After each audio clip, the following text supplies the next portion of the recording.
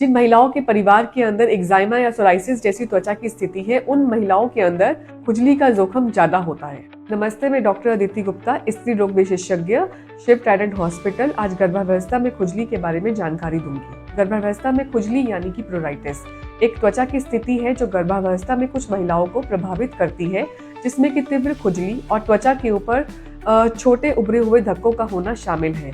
Generally ये तीसरी तिमाही में होती है और ये सबसे ज्यादा पेट, हाथों और पैरों पर होती है। ये स्थिति जनरली हार्मोनल चेंजेस और एनवायरमेंटल फैक्टर्स की वजह से होती है।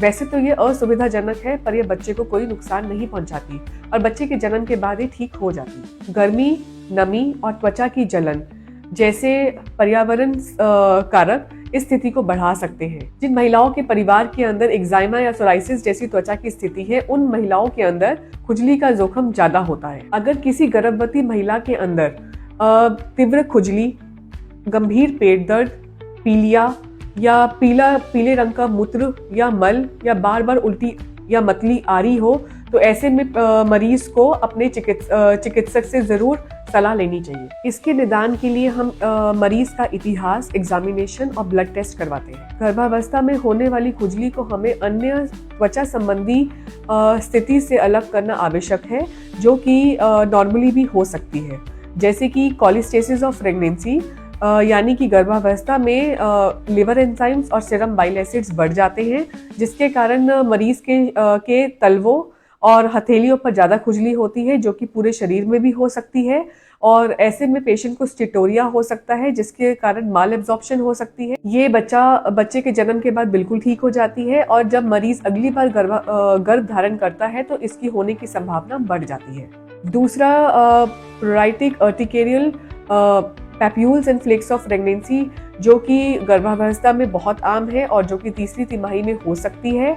और तीसरा, एक्जाइमा, जो कि शरीर के ऊपर जलन और सूजन पैदा करती है। वैसे तो गर्भावस्था में होने वाली खुजली आमतौर पर अपने आप ही ठीक हो सकती है, पर फिर भी इसके लक्षणों को कम करने के लिए डॉक्टर कुछ मेडिकेशंस को प्रिस्क्राइब कर सकते हैं, जैसे कि कॉर्टिकोस्टेरॉइड क्रीम्स, जो कि सूजन भी कम करेगा और साथ में खुजली में भी राहत देगा। इसके अलावा एंटीहिस्टामिनिक्स, जो कि खुजली कम करेगा और नींद में राहत दिलाएगा। और इसके अलावा मॉइस्चराइजर्स, जो कि स्किन के रूखेपन को कम करेगा, खुजली में राहत देगा।